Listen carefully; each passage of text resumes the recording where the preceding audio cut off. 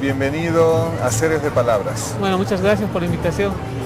¿Te acordás cuál fue el primer libro que leíste y que te motivó a entrar al mundo de la literatura?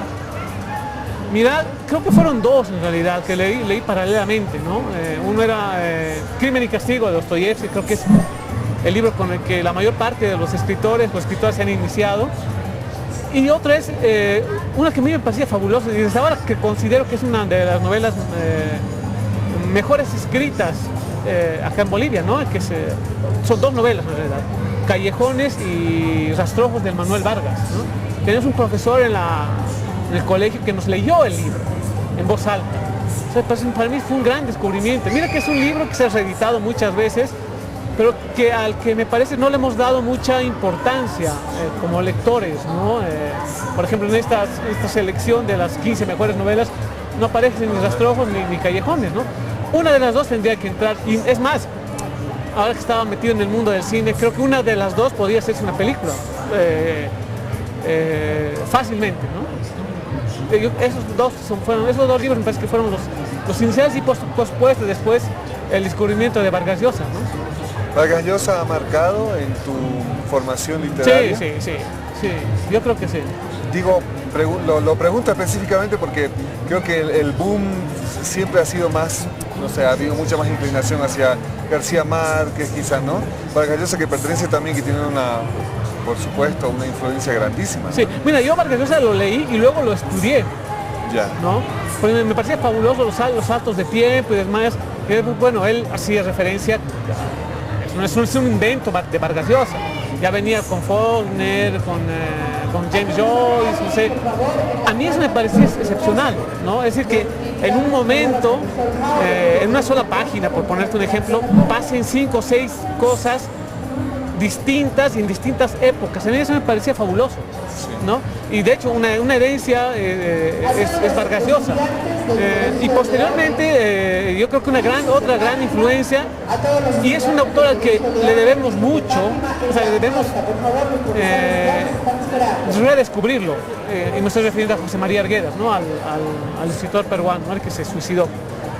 A mí me parece Arguedas en ese sentido uno de los más grandes escritores latinoamericanos, ¿no?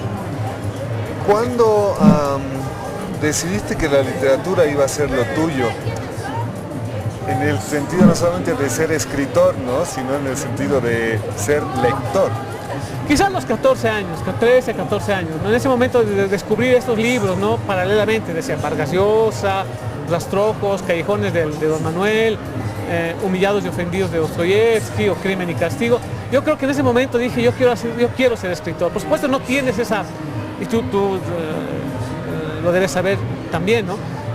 No tienes esa percepción así clara de que quieres ser escritor. Claro. Simplemente dices, yo también quiero escribir, ¿no? Y haces eso, escribir. Ya posteriormente, quizá cuando yo creí que sí podía ser escritor, fue más o menos cuando tenía 20, 21 años, ¿no? Ya un poco grande.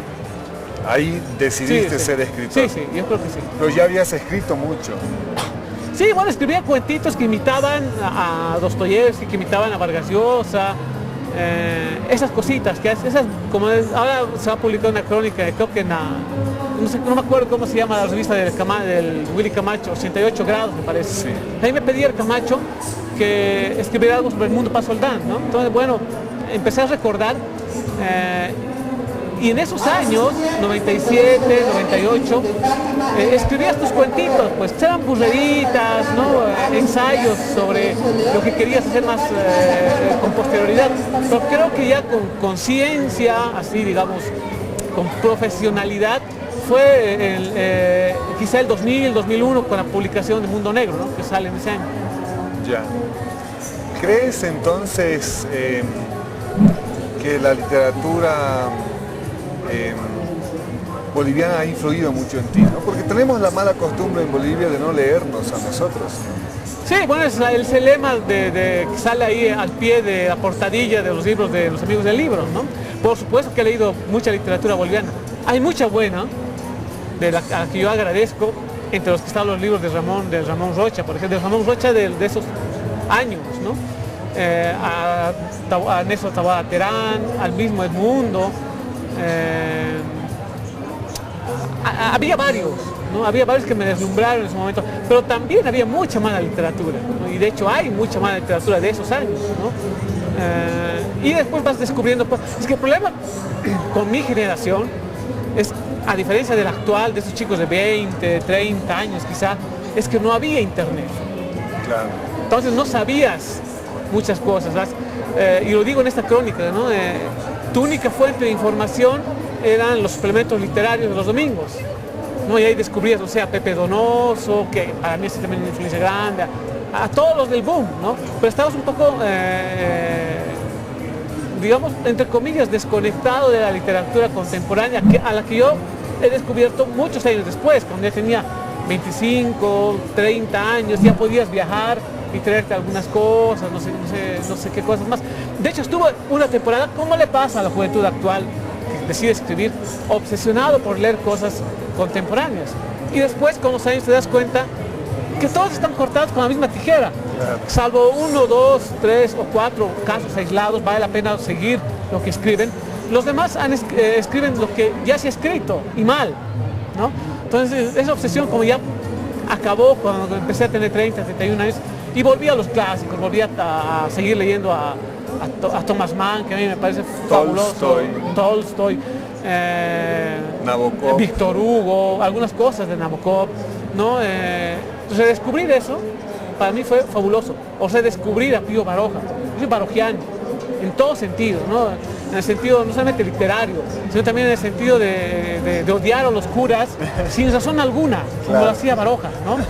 Baroja odiaba a los curas, los detestaba, pero no tenía un fundamento, simple y sencillamente los odiaba, ¿no? En ese sentido yo reivindico a Baroja, a Unamuno, pese a su transformación al catolicismo en algún momento, que mira que es curioso, la transformación de Unamuno al catolicismo y lo dice en su diario, fue a consecuencia de un problema en el nacimiento de su hija.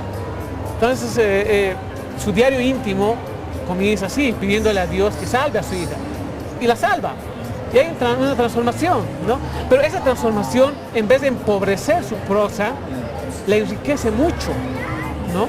Cosa que le pasó también a Giovanni Papini, ¿no? Papini era o sea, si tú lees las obras de Papini antes de su transformación al catolicismo, era un tipo rabioso, uno de esos hombres adelantados a su época, y lees la obra posterior a su transformación y su prosa sigue siendo igual de rica, ¿no? O sea, que no tenía nada que ver. Entonces, a mí me parecía interesante esos descubrimientos, ¿no?